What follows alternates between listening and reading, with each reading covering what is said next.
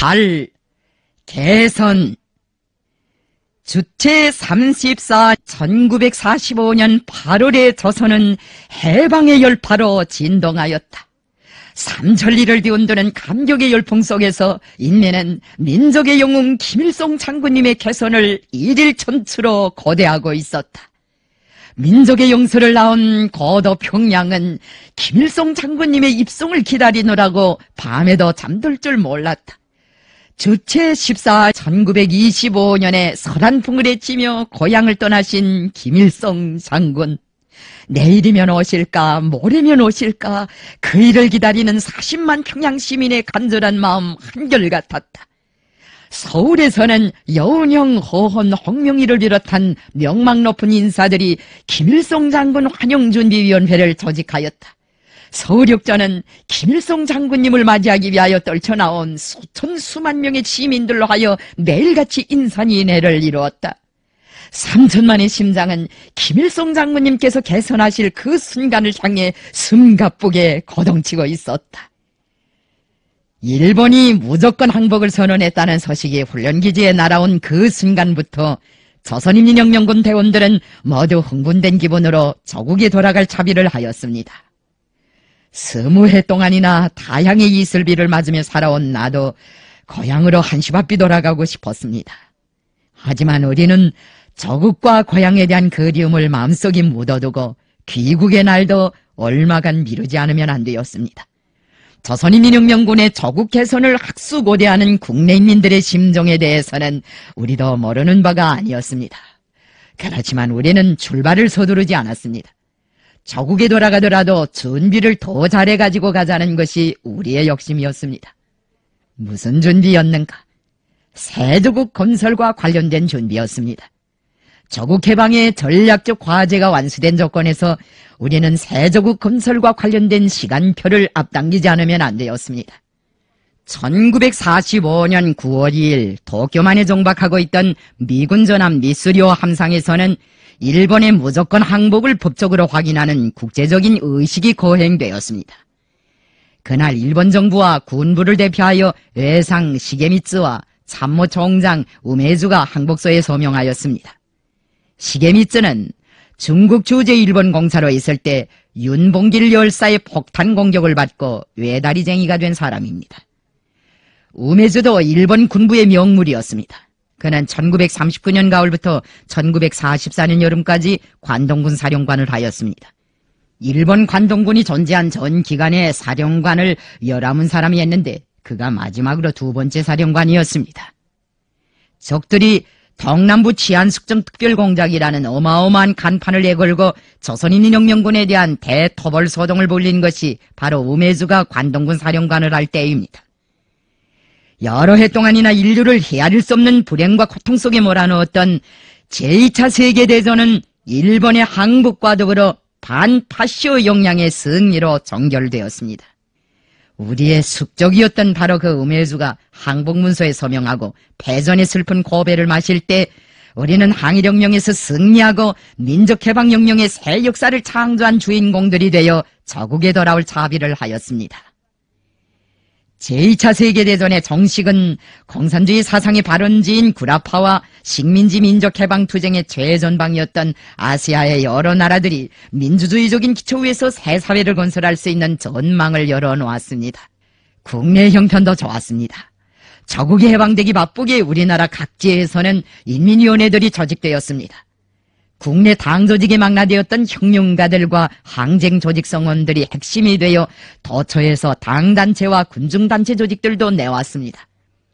평양과 서울을 비롯한 국내의 주요 도시들에는 해내외의 문예인들이 민족문화건설에 새로운 꿈을 안고 집결하였습니다. 노동자들은 무장자위대를 조직하고 공장 기업소들과 탄광, 광산, 항만, 철도 등을 스스로 보유하였습니다. 전민 항쟁을 통하여 발양되었던 우리 인민의 구국열은 해방과 함께 건국열로 전환되었습니다. 조선혁명의 당면과합의 견지에서 보나 전국적인 목적 달성의 견지에서 보나 우리를 둘러싸고 있는 정세는 매우 낙관적이었습니다. 그러나 우리는 조금도 긴장을 늦출 수 없었습니다. 일제는 패망하였지만 반혁명은 혁명에 대한 공세를 단념하지 않고 있었습니다. 일본 천황이 무조건 항복을 선언한 후에도 일본군 패잔병들은 저항을 계속하였습니다. 친일파 민족 반역자들과 작치계급의 대표자들은 지하에서 세조국 건설을 방해하기 위한 음모를 준비하고 있었습니다. 혁명의 배신자들과 불순이 이색분자들, 정치적 야심가들이 정체를 숨기고 당단체들과 인민정권 기관들에 기어들었습니다. 우리는 원동에 있을 때 미군이 38선 이남에 진주한다는 보도를 들었습니다. 미국 군대의 진주가 실현되면 우리나라에는 두 대국의 군대가 동시에 진주하는 것으로 됩니다. 전패국도 아닌 우리나라 땅에 다른 나라 군대가 둘씩이나 와서 주둔하는 것은 그 구실이나 명분여하에 관계없이 재미없는 일이었습니다. 가번옥민 전쟁 때 일본과 청나라가 각각 우리나라의 군대를 출병시킨 일이 있습니다. 그렇지만 우리 인민은 그들의 덕을 조금 더 보지 못하였습니다. 양군의 출병은 결국 청일전쟁으로 이어지고 이 나라 강사는 전란에 부대껴 황폐화되었습니다. 쏘미 양군의 주둔으로 하여 우리나라는 사회주의와 자본주의의 대결장으로 될 수 있었으며 그 배경 밑에서 우리의 민족 역량은 좌익과 우익으로 애국과 매국으로 분열될 수 있는 위험성을 안고 있었습니다. 당쟁이 송행하고 당파와 외세가 결탁하면 그 정착점은 망국으로 되는 법입니다. 이런 상황에서 우리 민족이 자주권을 수호하고 세조국 건설을 다구치기 위해서는 무엇보다 먼저 우리 혁명의 주체적 역량을 백방으로 강화해야 했습니다. 우리 혁명의 주체란 우리 인민 자신을 말합니다. 우리는 혁명의 길에 나선 전날부터 항일혁명의 직접적 담당자인 인민을 겨냥하고 조직하고 동원하기 위해 모든 노력을 다해왔습니다. 저국 해방을 위한 최후 결전에 참가한 수십 수백만에 달하는 항쟁대원은 즉흥적으로 전장에 뛰쳐나온 자연군중이 아니었습니다. 그것은 우리가 여러 해를 두고 갖고 온 조직군중의 대원이었습니다. 우리는 한 사람을 혁명동지로 만들기 위해 백리길도 마다하지 않았습니다. 그리고 인민을 보호하기 위해서라면 몸이 그대로 육탄이 되어 불 속에도 뛰어들어갔습니다. 항일혁명의 전 어정은 인민대중을 역사의 주체로 보고 그들을 의식화 조직하여 광복 송전의 일선에 내세워준 사랑과 믿음의 역사이며 인민대중 자신이 자기의 피와 땀으로써 당당한 역사의 주체임을 과시해온 위대한 투쟁과 창조의 역사입니다. 이 인민과 인민혁명군의 투사들이야말로 세조국 건설을 담당하게 될 우리 혁명의 주체였습니다. 인민의 사랑과 지지 속에서 인민의 힘을 믿고 인민에 의거하여 투쟁할 때 그 어떤 전엄한 시련도 이겨낼 수 있으며 그 어떤 어려운 투쟁 속에서도 승리할 수 있다는 것은 우리가 항일혁명의 불길 속에서 찾아낸 귀중한 진리입니다. 나라가 해방되자 적지 않은 사람들은 저국을 찾는 일이 어렵지 일단 찾은 다음에 새 사회를 건설하는 일이야 무엇이 어렵겠는가고 하였습니다. 그러나 나는 건국이야말로 어렵고 복잡한 일이라고 생각하였습니다. 항일혁명을 우리 인민 자신의 힘으로 해낸 것처럼 우리는 세조국 건설도 조선 사람 자신의 힘으로 해내야 하였습니다. 건당, 건국, 건군은 물론 민족경제와 민족교육, 민족문화를 건설하고 과학과 기술의 발전을 포함하는 모든 분야를 우리 인민 자신의 힘으로 개척해 나가자는 것이 바로 우리의 결심이었습니다. 인민을 세조국 건설에 불러일으키자면 그들을 교양하고 조직하고 동원할 수 있는 혁명의 참모부가 있어야 하고 정권이 있어야 하고 새사회 건설을 무력으로 담보할 수 있는 군대가 있어야 하였습니다. 나는 이런 견해에 기초하여 1945년 8월 20일 훈련기지에서 조선인민혁명군 군사정치 간부들의 회의를 소집하고 우리 혁명의 주체적 역량을 강화하기 위한 새로운 전략적 과업으로 건당, 건국, 건군의 3대 과제를 제시하였습니다. 우리는 이 3대 과업을 실현하기 위한 구체적인 활동 방향과 방법에 대해서도 토의하고 필요한 조직사업도 하였습니다. 건당, 건국, 건군의 3대 과제 수행을 위한 소조들도 조직하고 파견지도 확정하였습니다. 강건, 박낙권, 최광, 임철, 김만익, 공정수 등은 중국 동북지방에 파견하기로 하였습니다. 우리는 저국으로 떠나기 전에 소조 성원들을 위한 강습을 여러 날에 걸쳐 조직하였습니다. 강습에서는 파견지에 가서 수행해야 할 사업 내용과 사업 방법으로부터 각 지방 풍습에 이르기까지 많은 내용들을 취급하였습니다. 강의는 나와 김책, 안길 등이 담당하였습니다. 우리 동무들은 강습이 끝나자 저국으로 빨리 떠나자고 졸랐습니다. 그때는 누구나 다 저국에 돌아갈 날을 그리며 동심과 같은 심경에 잠겨 있었습니다. 우리는 귀국할 때 아이가 달린 여대원들은 후에 귀국시키기로 하고 훈련기지에 떨궈두었습니다. 조선인민혁명군은 여러 갈래로 나뉘어 저국에 돌아왔습니다. 소련 군대와의 연합작전 계획에 따라 부대별로 제각금 지정된 개선을 차지하고 전투 행동에 진입하다가 불시에 일제가 무조건 항복을 했기 때문입니다. 국내 각지에 낙하산으로 출전하기 위하여 훈련기지에서 대기하고 있던 부대는 하바롭스크, 먹단강, 왕청, 도문을 거쳐 육로로 저국에 가기로 하였습니다. 그런데 사정으로 하여 도중에 그 계획을 포기하고 로정을 변경시켜 배를 타고 귀국하였습니다. 그때 관동군 패잔병들은 먹단강 남쪽에 있는 작구를 폭파하였습니다. 적들이 우회도로와 있던 교량들과 먹단강 비행장의 활주로까지 파괴해 놓았기 때문에 우리는 자동차도 기차도 비행기도 다 이용할 수 없는 형편이었습니다. 그래서 먹단강까지 갔다가 원동으로 되돌아와 울라지보스토크에서 군함을 타고 귀국의 길에 올랐습니다. 소련 제1원동전선군 사령부의 한 대좌가 나를 호위하여 동행하였습니다. 함장은 나를 보고 정석으로 달려도 하룻밤 하룻낮 정도면 원산항에 배를 댈 수 있다고 장담하였습니다. 우리가 울라지보스토크를 떠난 날은 파도가 심했습니다. 배의 양편에 집채 같은 파도가 솟아올라 갑판을 후려갈기곤 하였는데 그 광경이 참으로 장관이었습니다. 대부분이 바다에서 배를 처음 타보는 사람들이어서 멀미 때문에 단련을 많이 받았습니다. 우리 일행은 배에서 하룻밤을 지냈습니다. 다음 날에는 바다가 잔잔했습니다. 배전 너머로 아득하게 펼쳐진 망망대해를 바라볼 때 이상스럽게 가슴이 뛰던 일을 점처럼 잊을 수 없습니다. 내 눈앞에는 어째서인지 14살 때 건너던 압록강이 떠올랐습니다. 만국의 하늘로 꽁꽁 얼어붙었던 그 압록강과 저국의 1만 강들이 해방열에 모조리 녹아 이 바다를 펼쳐놓은 것이 아닌가 하는 생각도 들었습니다. 효력들과 진지들, 동지들을 이국의 고원으로 남겨두고 20해 만에 저국으로 돌아가는 내 마음은 참으로 말이나 글로서는 다 설명할 수 없는 일희일비의 심정이었습니다.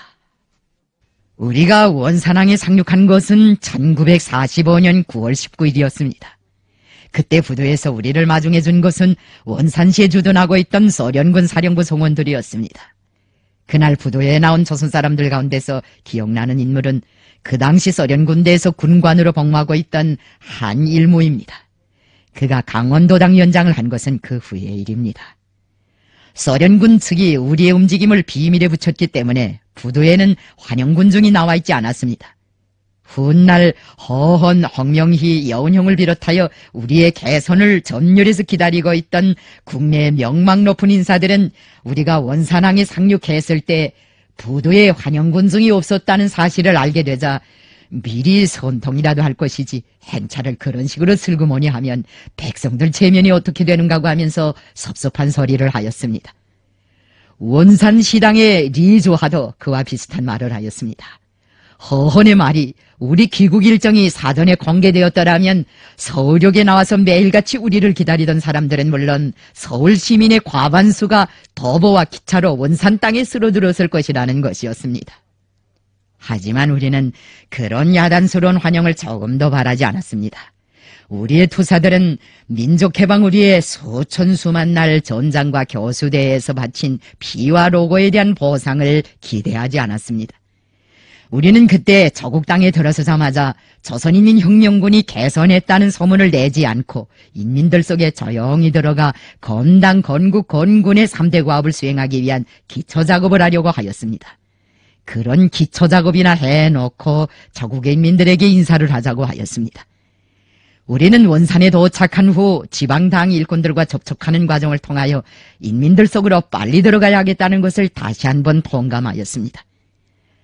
나는 원산에 상륙한 날 적지 않은 사람들과 담화를 하였습니다. 원산시당에 가서 당 일꾼들과도 담화하고 동양여관에서 노동조합 대표를 비롯한 지방 유지들과도 담화하였습니다. 그중 많은 품을 들인 것은 리조하와의 담화였습니다. 원산 사람들과 담화를 하고 나서 내가 받은 정적인 인상은 국내의 어느 당파나 어느 조직도 인민들에게 똑똑한 건국 노선을 제시하지 못하고 있다는 것이었습니다. 원산시당의 어떤 일꾼들은 소비에트를 꿈꾸고 있었습니다. 그들은 조선의 진로에 대한 문제가 화제로 되자 사회주의 혁명을 당장 해야 한다고 주장하였습니다. 그들의 이런 주장은 원산시당 청사벽에 걸려있는 공산주의 기치 아래의 프롤레타리아트는 단결하라는 구호에도 그대로 반영되어 있었습니다. 나는 그 구호를 보고 나서 시당 사람들에게 당신들은 노동계급의 힘만으로 새조국 건설을 하려 하는가고 물었습니다. 그러자 그들은 우리야 공산혁명을 위해 싸우는 사람들인데 노동계급밖에 믿을 것이 있습니까? 라고 대답하였습니다. 그들의 주장은 1920년대 후기 우리가 종종 만나보곤 하던 초기 공산주의자들의 주장과 대동소이한 것이었습니다. 20해가 지나 해방된 조국 땅에서 그런 목소리를 다시금 듣게 되니 답답하다는 생각이 들었습니다. 그 사람들의 정견이나 주의 주장에서는 특별한 진보도 없었고 새로운 시국의 흐름에 발을 맞추려는 진지한 모대김도 별로 없었습니다. 나는 원산시당 일꾼들에게 공산주의 기치 아래 프롤레타리아트는 단결하라고 한 시당 총사의 구호는 반제 반봉건 민주주의 혁명을 당면 과제로 안고 있는 우리나라 실정에 맞지 않는 것만큼 민주주의 깃발 아래 단결하라로 바꿔야 한다. 해방된 조국 땅에 인민의 자유와 권리가 보장되는 민주주의적인 사회를 건설하려면 노동계급뿐 아니라 그 동맹자인 농민은 물론 새사회 건설의 이해관계를 가지고 있는 각계각층의 애국적인 군중을 통일전선에 묶어세워 거적적인 힘으로 우리나라를 부강한 차주독립국가로 건설해야 한다고 말해주었습니다. 원산시당 사람들과의 담화는 저녁 식사 전에도 하고 후에도 하였습니다.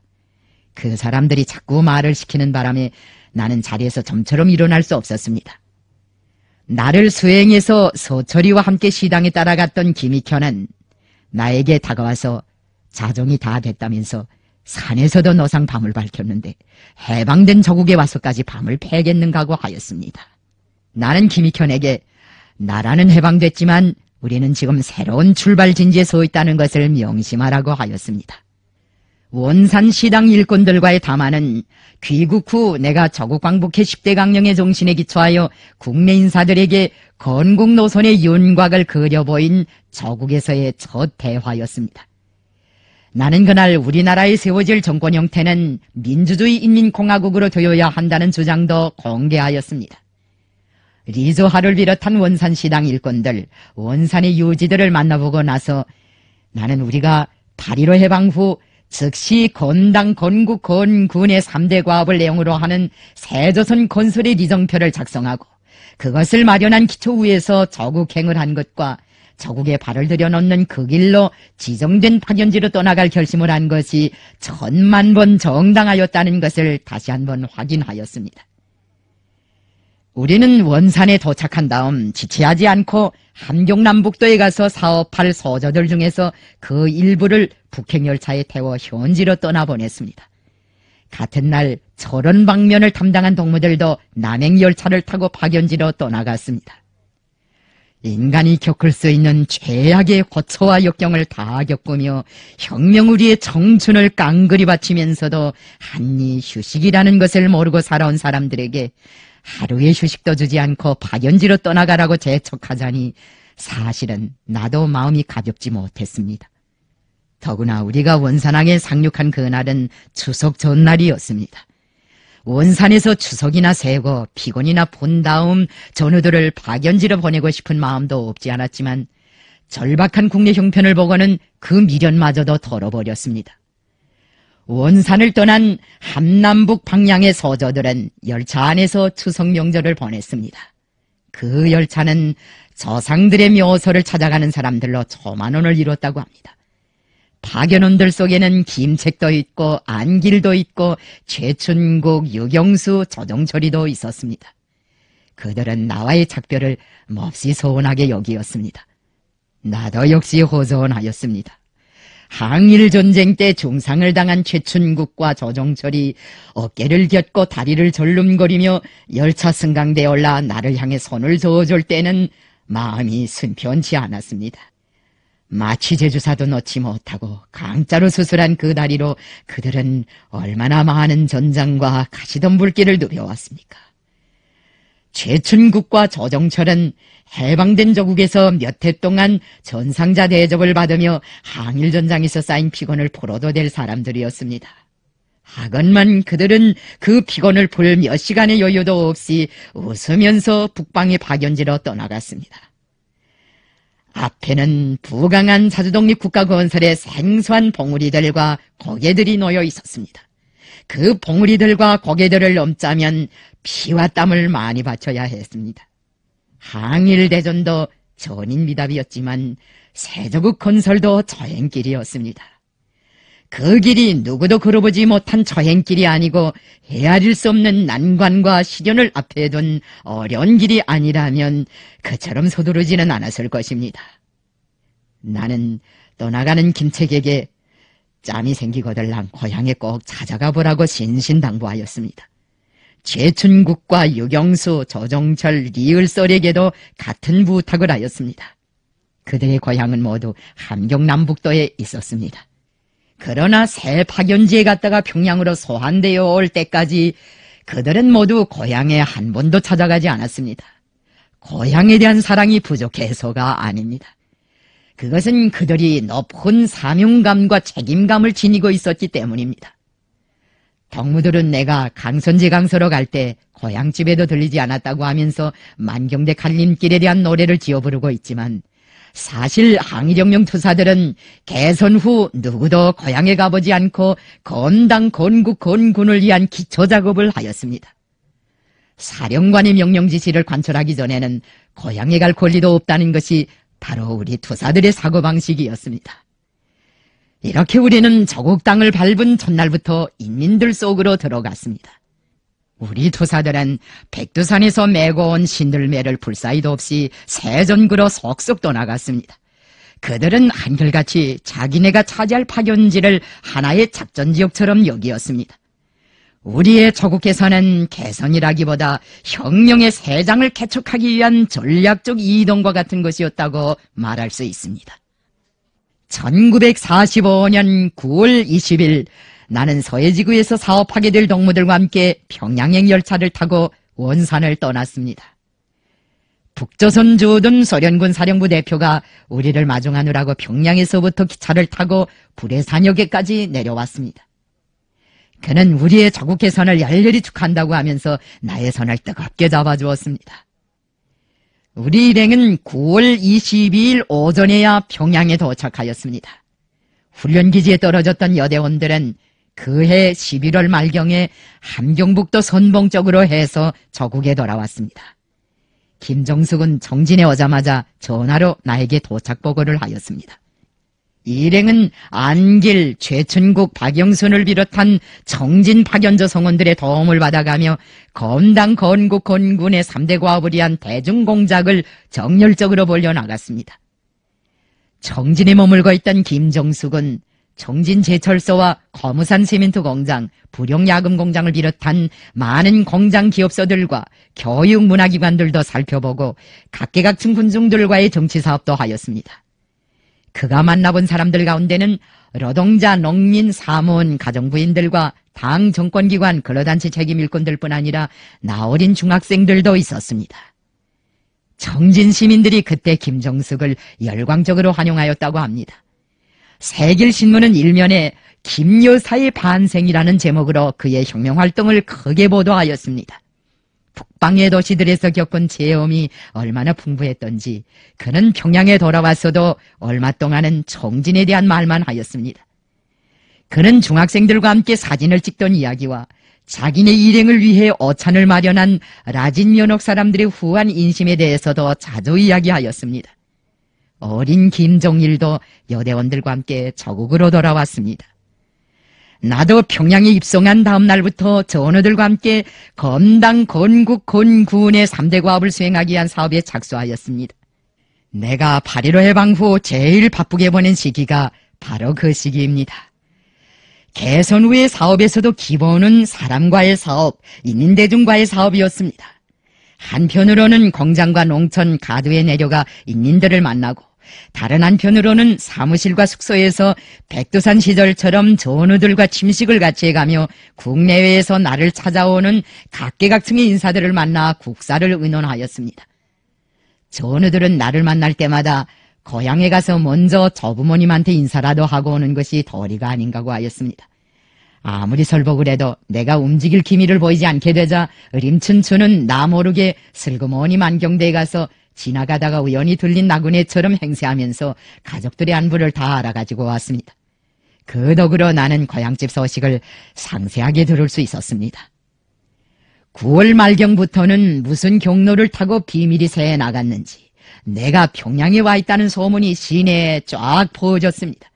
그 소문을 듣고 형록 삼촌이 평남도당에 찾아와 나를 만나게 해달라고 간청하였습니다. 림춘추는 형록 삼촌에게 조카의 특징에 대해 아는 것이 있으면 죄다 말해달라고 하였습니다. 형록 삼촌은 우리 조카는 본명을 김성주라고 합니다. 만경대에서 어린 시절을 보낼 때에는 증손이라고도 불렀습니다. 웃을 때마다 보름물이 패이곤했습니다. 라고 대답하였습니다. 그날 저녁 림춘추는 내가 거처하고 있는 집으로 형록 삼촌을 데리고 왔습니다. 삼촌은 나를 만나자 얼마나 고생했나 하고는 아무 말도 못하고 울기만 했습니다. 이역의 하늘 밑에 무수고온이 되어 누워있는 혈육들 생각에 20해 동안 오는 바람 가는 바람을 다 맞으며 마음을 썩이던 지난 날까지 되살아올라 목이 메이는 모양이었습니다. 삼촌으로서야 사실 기막힌 일을 얼마나 많이 겪었습니까? 조카가 나라를 찾아가지고 돌아올 때까지 나는 집을 지키느라고 형님과 형선인 영선에 한 번도 가보지 못했구만.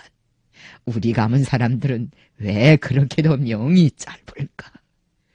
삼촌은 이런 말을 하고 나서 내 얼굴을 찬찬히 살펴보았습니다. 그러더니 그렇게 말쑥하던 얼굴이 왜 이렇게 거칠거칠해졌나?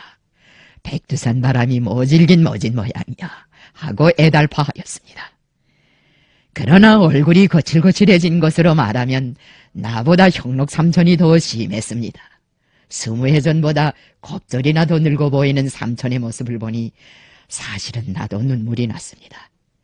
무슨 주름살이 그리도 많던지 저 무수한 주름살 하나하나에 얼마나 많은 인생 고초가 어려 있을까 하는 생각이 들었습니다.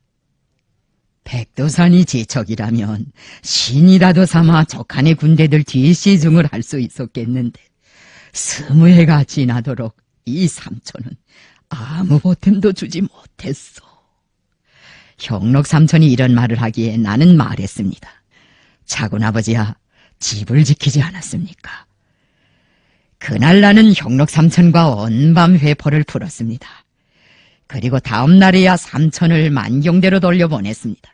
집에 돌아가서 나를 만나보았다는 말을 누구에게도 하지 말라고 했더니 삼촌은 그렇게 하겠다고 하였습니다. 그러나 만경대에 돌아가서는 할아버지에게 성주가 평양에 와 있다고 가만히 귀띔해 주었습니다. 할아버지는 그 말을 듣고 그러면 그렇겠지. 백두산이 변하면 변했지. 우리 성주야 변할 리가 있나. 지금 한간에서 전라도 기밀성이요, 함경도 기밀성이요 하는 말들이 돌아가는데 아무려면 조선 땅에 무슨 기밀성이 그렇게 많겠는가고 하였습니다. 나는 10월 9일 강선 제강서를 돌아보고 그 후 당을 창건한 다음 10월 14일에야 평양시 환영군중대회에서 자국인민들에게 처음으로 인사를 하였습니다. 사실 우리는 열안스러운 환영군중대회 형식을 통해 인민들과 상봉할 생각은 전혀 하지 않았습니다. 그런데 국내 인사들과 나의 전우들이 한사코 그런 큰 규모의 행사를 주장하고 고집하였습니다. 내가 한 모임에서 김용환이라는 가명 대신 본명을 처음으로 공개하던 날 누구인가 연단에 나서서 나의 조국 개선을 환영하는 거적적인 민중대회를 가지자고 제의하였습니다. 모두들 그 제의에 열광적으로 호응해 나섰습니다. 그때 벌써 뒤에서는 평안남도당과 평남도 인민정치위원회의 공동주최로 나를 환영하기 위한 행사 준비가 진척되고 있었습니다. 행사 전날에는 모란봉지 이슬기 공설운동장에 경축 소울문과 가설무대까지 다 설치해 놓았습니다. 나는 처음부터 김영범더러 열한스러운 행사 노름을 벌리지 말라고 하였습니다. 그러나 평안남도당 사람들은 막무가내였습니다. 그들은 시내의 거리와 골목마다에 우리가 평양에 입성했다, 14일 공설운동장에서 조선인민과 상봉한다는 글발들을 내붙이었습니다.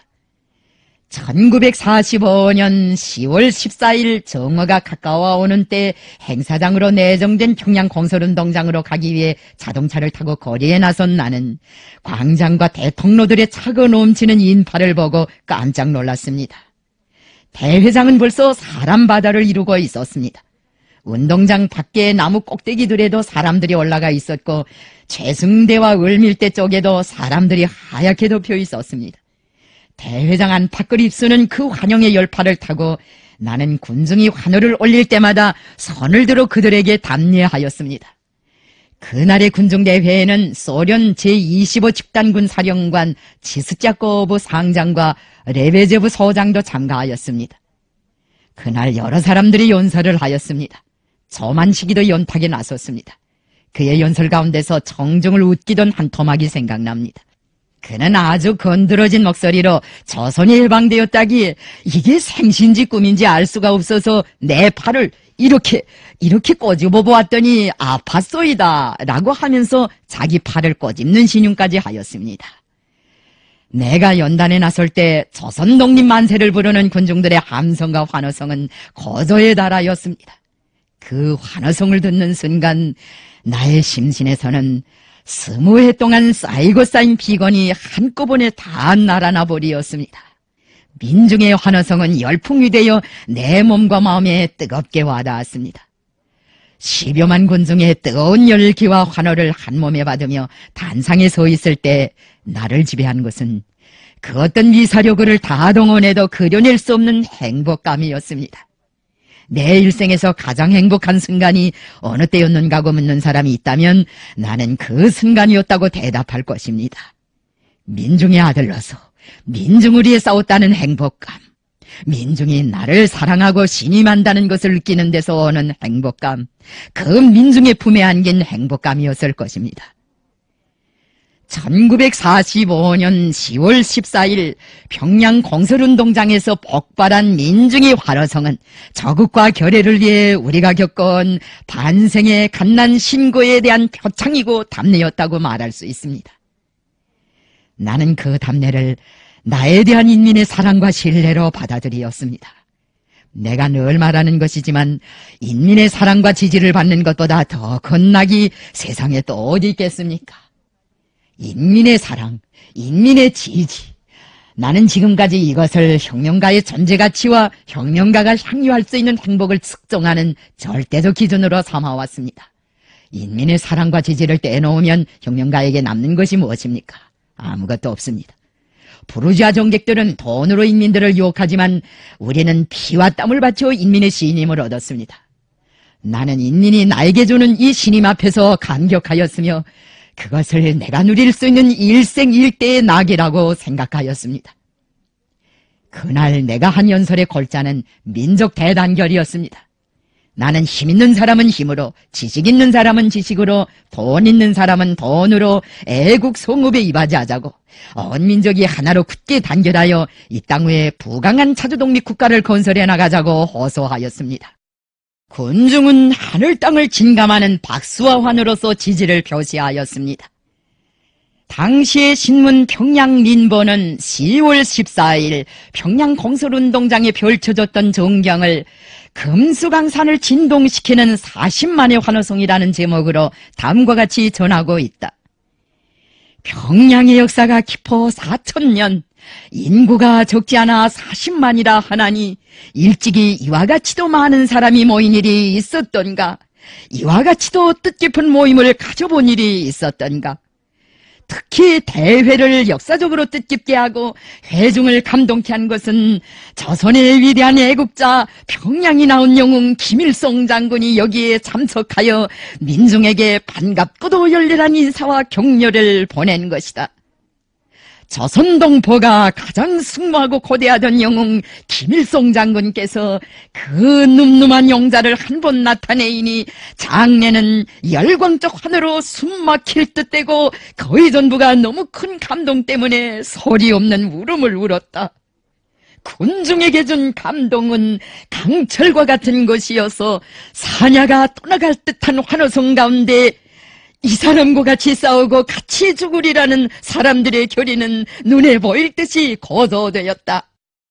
그날의 군중대회는 우리 인민이 세조국 건설의 상도를 개척하는 행군의 첫 시작이었다고 말할 수 있습니다. 나는 그날 대회장에서 현양신 삼천어머니와 강용석의 삼천도 만나보았습니다. 행사가 끝난 다음 주석단에서 내려와 삼천어머니를 만나던 생각을 하면 지금도 눈물이 나곤 합니다. 한 몸의 건사조차 힘든 그 인파 속으로 어떻게 비집고 들어왔는지 삼천어머니는 내가 타고 온 승용차에 앉아 눈물을 절절 흘리고 있었습니다. 주석단 쪽을 향해 막무가내로 나오는 삼천어머니를 주도일이 차에까지 안내하였다는 것이었습니다.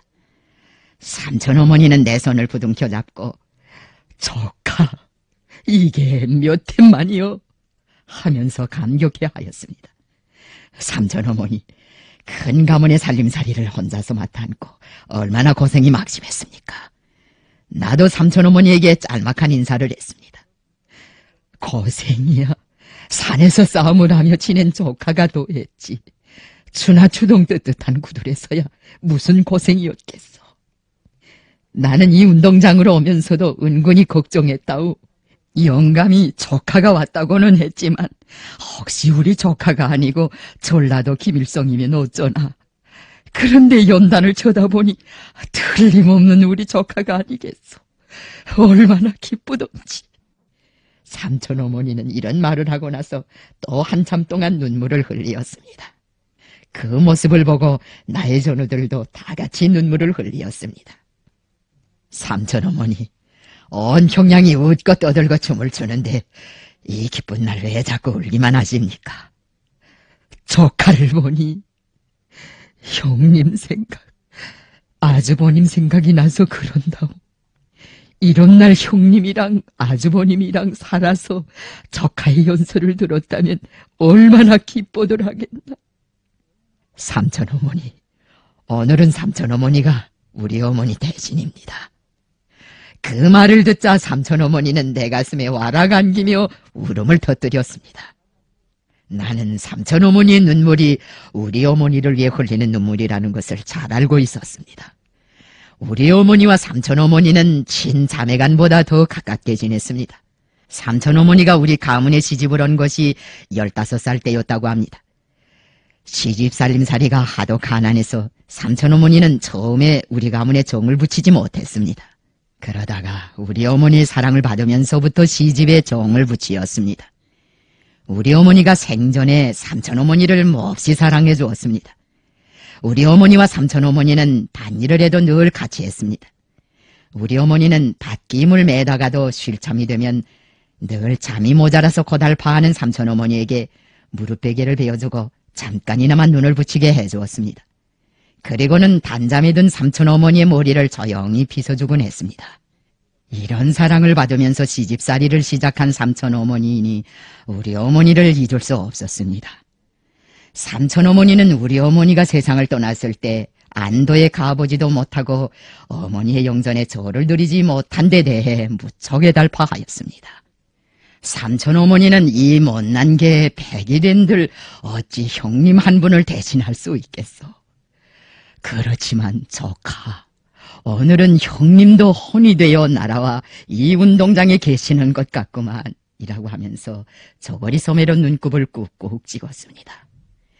그리고는 울다가는 웃고 웃다가는 울고 하면서 형록 삼천과 대판 다투던 이야기를 하였습니다. 그 우뭉스런 영감이 글쎄 나도 몰래 혼자서 성 안에 들어와 조카를 가만히 만나고 돌아오지 않았겠소. 옆대 입을 가만히 벙하고 있다가 어제야 토설합니다. 그래서 내 한바탕 야단을 쳤다오. 영감, 김일성이 뭐 영감 혼자의 족하고 내 조카는 아니란 말이오 하고 들이댔더니 뚱딴지같이 팔은 안쪽으로 굽지 바깥으로 굽지 않는다나 하면서 한바탕 왁작 떠들었습니다. 그날 오후에야 나는 삼촌 내외와 함께 만경대로 나갔습니다. 우리는 지금 다니는 길로 해서 가지 않고 순화강 나루토의 승용차를 댄 다음 배를 타고 고향마을로 들어갔습니다. 감탕판에는 그전처럼 나룻배를 탈 때 발을 옮겨 디딜 수 있게 징검돌들이 듬성듬성 박혀 있었습니다. 내가 어린 시절에 바지가랭이를 걷어 올리고 참개를 잡던 곳이었습니다. 그날 고향마을로 들어설 때 나를 맞아주던 다듬이 방치 소리와 만경봉의 타박소리 향기를 나는 지금도 잊을 수 없습니다. 그 다듬이 방치 소리가 왜 그리도 구성지고 그 타박소리 향기가 왜 그리도 싱그럽던지 모르겠습니다.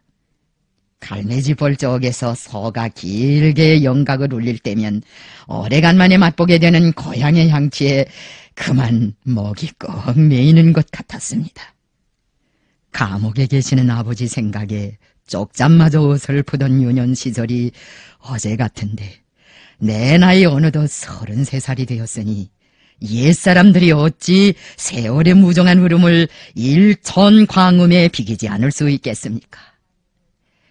만국 40년 만에 저국을 찾고 리향 20년 만에 고향을 찾았다면 우리는 그 저국과 고향을 위해 너무도 많은 세월을 바치지 않았느냐 하는 생각이 들었습니다. 만국은 순간이요 복국은 천년이라는 것이 항일혁명 20년의 노정을 걸으면서 내가 얻은 하나의 중요한 교훈이었습니다. 읽기는 오래도 찾기는 힘든 것이 바로 조국이라는 뜻입니다. 순간에 이른 조국을 찾느라고 수십 년 지어는 수백 년의 고생을 해야 하는 것이 이 세상의 준엄한 리치입니다. 인도가 영국의 식민지로 있다가 200여 년 만에 독립했다는 것은 잘 알려져 있는 사실입니다. 필리핀과 인도네시아는 300여 년, 알제리는 130여 년, 스리랑카는 150여 년, 웬남은 근 100년 만에야 각각 나라의 독립을 성취할 수 있었으니 만국의 대가란 실로 얼마나 비싼 것입니까? 그러기에 나는 지금도 정정 젊은 사람들에게 조국을 잃으면 살아도 죽은 목숨과 같다. 만국노가 되지 않으려거든 나라를 잘 지키라. 나라 잃은 서름으로 통곡하기 전에 조국을 더 부강하게 하고 막덜한 개라도 더 주워다가 성세를 높이 쌓으라고 말해주곤 합니다.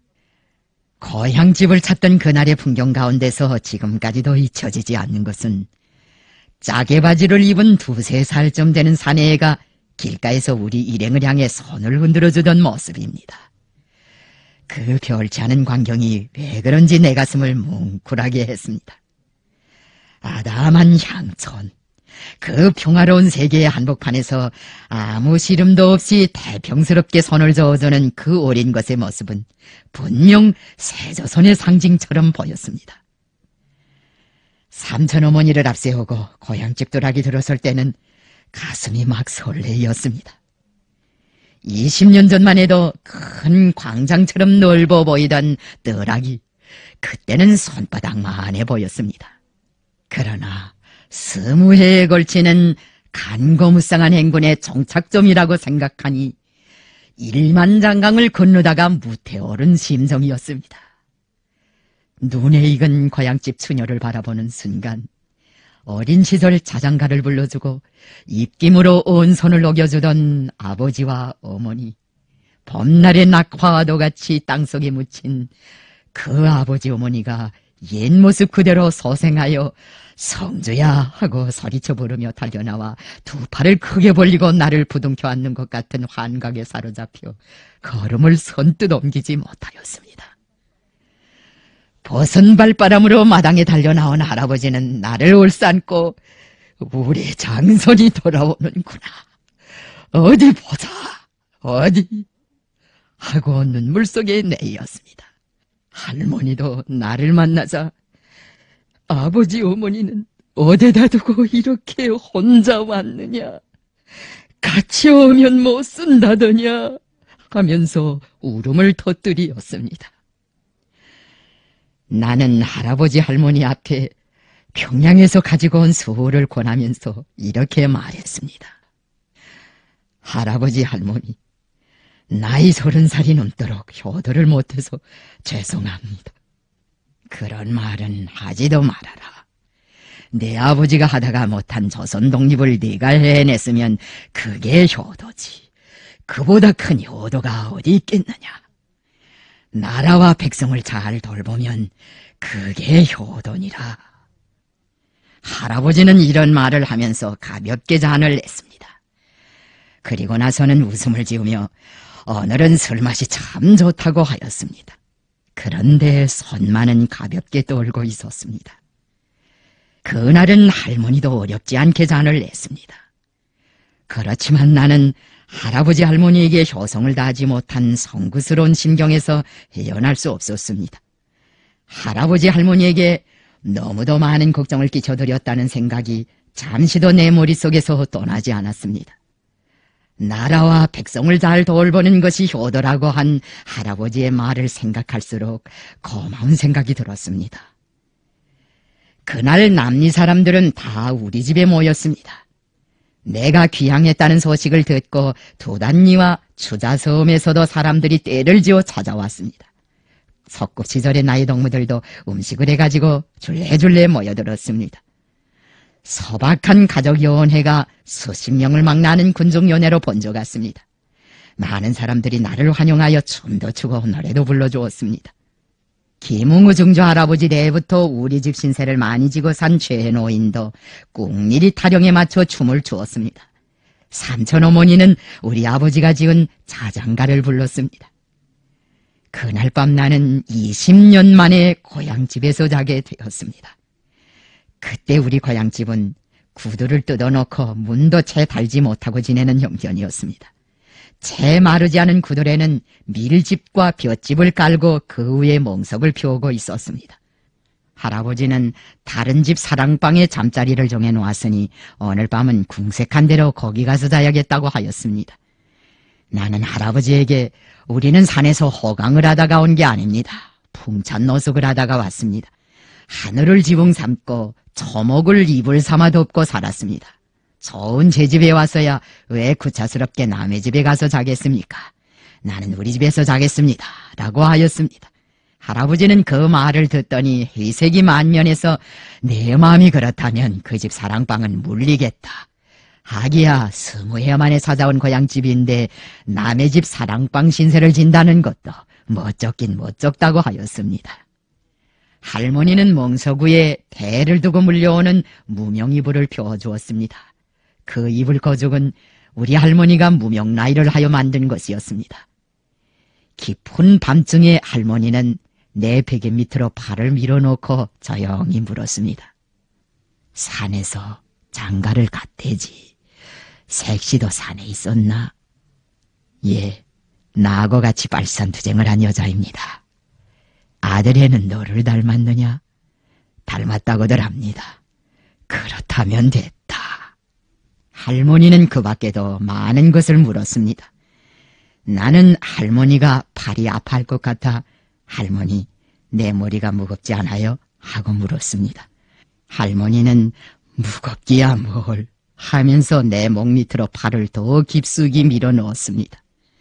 30이 넘은 손자를 위해 유년 시절에 그려주었던 것처럼 팔베개로 내 목을 거여주는 할머니의 사랑이 가슴을 후덥게 해주었습니다. 해방이 됐으니 이제는 만주에 있는 아버지 어머니의 산소도 옮겨야겠다.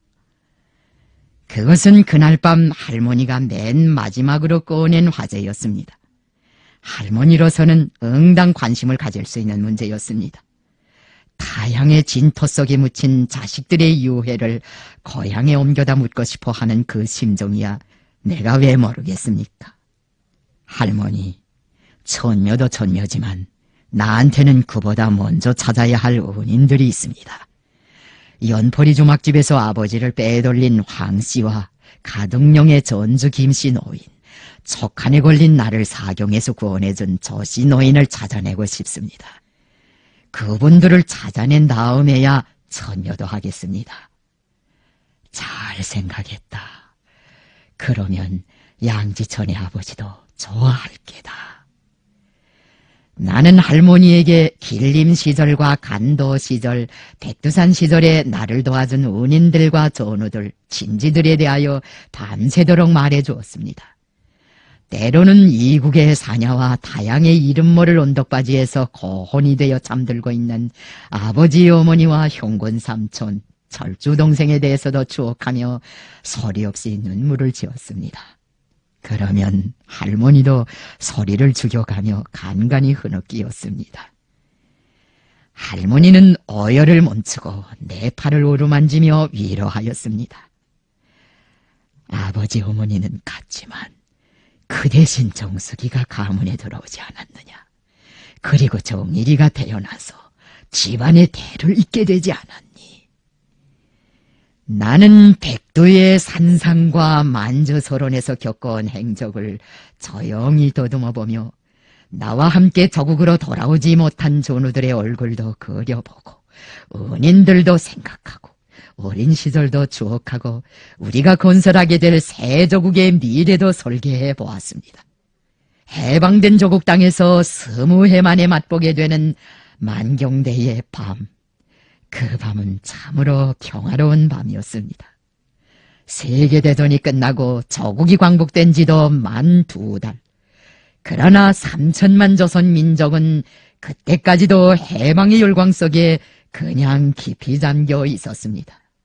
하지만 그 3천만 가운데 조국 해방이 곧 국토 분단과 민족 분열을 낳고 그 분단과 분열이 근 반세기의 대국난으로 이어지게 되리라는 것을 예측한 사람은 아무도 없었습니다.